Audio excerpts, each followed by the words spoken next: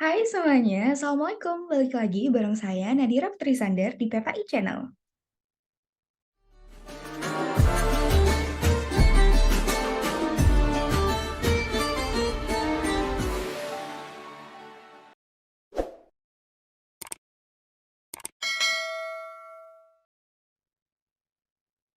Assalamualaikum warahmatullahi wabarakatuh.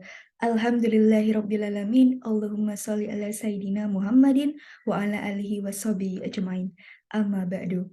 Hai semuanya, perkenalkan nama saya Nadira Putrisandar dan dalam 7 menit ke depan saya akan membahas mengenai pembahasan sangat informatif yaitu konsep pola makan menurut Al-Quran. Dan pembahasan saya kali ini akan bersumber dari jurnal riset dan kajian keislaman yang berjudul Konsep Pola Makan Menurut Al-Quran dalam Kajian Tafsir Tematik.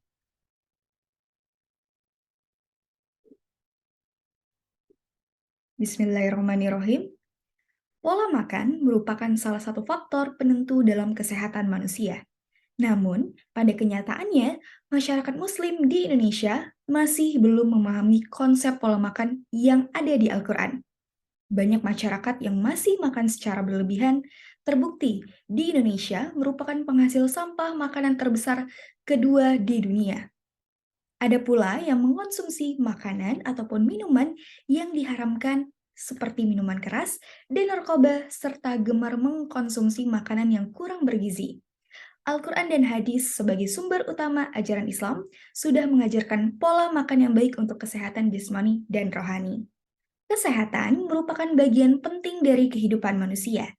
Tanpa adanya kesehatan, maka harta dan kehidupan duniawi lainnya tidak akan bisa dinikmati dengan baik. Pada dasarnya, dalam Al-Quran, kesehatan bisa dibedakan menjadi dua. Kesehatan jasmani serta rohani umumnya diakui apabila kesehatan rohani lebih diutamakan disebabkan peran pentingnya dalam menunjang kesehatan jasmani. Kesehatan jasmani dan kesehatan rohani harus senantiasa dijaga dengan baik. Ketidaksehatan salah satunya akan mempengaruhi kepada yang lainnya, karena keduanya saling mempengaruhi. Menjaga kesehatan bisa dilakukan dengan berbagai macam.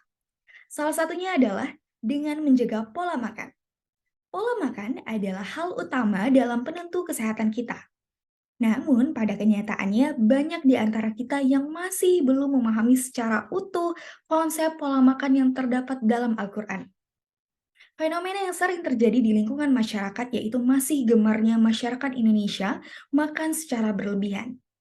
Hal ini terbukti dengan Indonesia menduduki penghasil sampah makanan terbesar kedua di dunia. Selain itu, tidak sedikit di antara kita yang masih gemar mengkonsumsi makanan yang kurang bergizi, seperti gorengan, yang mana gorengan menjadi salah satu penyumbang banyaknya kasus penyakit jantung. Tidak sedikit pula yang masih mengkonsumsi makanan atau minuman yang haram, seperti minuman keras dan narkoba. Dalam Al-Quran, menjaga pola makan dan sehat dapat dilakukan dengan tidak berlebihan, mencukupi kebutuhan tubuh akan gizi, dan mengkonsumsi makanan halal yang diisyaratkan Islam, guna memperoleh kehidupan yang berkualitas dan sehat.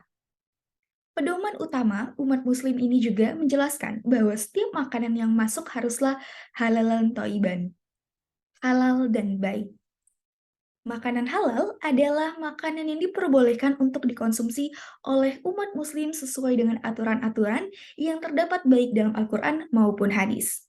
Sedangkan makanan thayyiban merupakan makanan yang mengandung kebaikan, baik dari cara memperolehnya, kandungan gizinya, dan lain sebagainya. Hidup memanglah bukan untuk makan, namun makan merupakan penunjang utama untuk hidup yang sejahtera. Kesehatan harus senantiasa dijaga dengan menjauhi hal-hal yang dapat menyebabkan penyakit. Kesehatan menjadi yang utama dalam hidup, bukan kekayaan, tampanan, kecantikan, ataupun keindahan materi lainnya. Ketika seseorang dalam keadaan sakit, semua materi yang dimiliki menjadi tidak berarti karena tidak bisa dinikmati dengan baik. Oleh karena itu, menjaga kesehatan menjadi urgensi tersendiri bagi kelangsungan hidup manusia. Dalam mengatur pola makan, permasalahan yang kerap dialami manusia pada masa ini merupakan minimnya nutrisi yang diperlukan oleh badan. yang menyebabkan berbagai kuman serta virus masuk ke dalam tubuh dan beredar di seluruh sistem peredaran darah yang menimbulkan badan manusia gampang terkena penyakit. Hingga dalam perkara ini, gizi ataupun kesehatan nutrisi yang terdapat dalam santapan itu sangatlah berarti.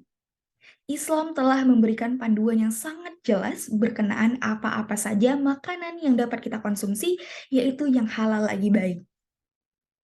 Menjaga kesehatan tubuh dengan mengkonsumsi makanan dan minuman yang halal dan thayyib merupakan sebuah kewajiban bagi setiap muslim.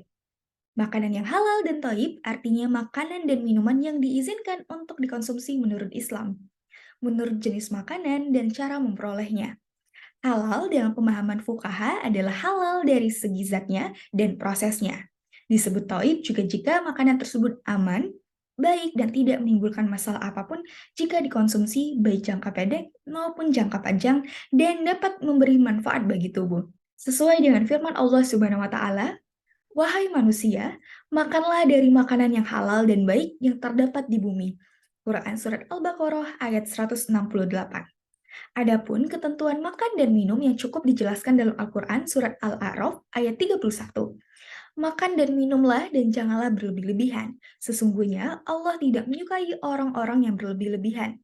Artinya, makan dan minum yang cukup dijelaskan untuk tidak berlebihan. Dari pemaparan di atas, dapat dipahami bahwa Al-Quran telah mengajarkan manusia untuk mencermati apa yang dimakan dan diminum. Dalam Al-Quran, konsep pola makan yang ideal ialah tidak makan secara berlebihan, mengkonsumsi makanan yang halal, thayyiban bermakna makanan bergizi serta sesuai zat yang diperlukan badan, serta sesuai dengan finansial. Al-Quran juga memerintahkan kaum muslimin menjauhi makanan yang diharamkan oleh syariat. Akhir kata, sampailah pembahasan saya pada bagian penutup. Sebagaimana tidak ada gading yang tidak retak, apa yang saya sampaikan tadi pasti tidak luput dari kesalahan dan kekurangan. Saya meminta maaf dan kepada Allah saya memohon ampun. Semoga apa yang saya sampaikan dapat bermanfaat bagi kita semua, terkhususnya saya pribadi. Salawat dan salam tetap tercurahkan kepada Nabi Muhammad SAW beserta keluarga dan sahabatnya. Dan sekian penutup dari pembahasan saya kali ini. Wassalamualaikum warahmatullahi wabarakatuh.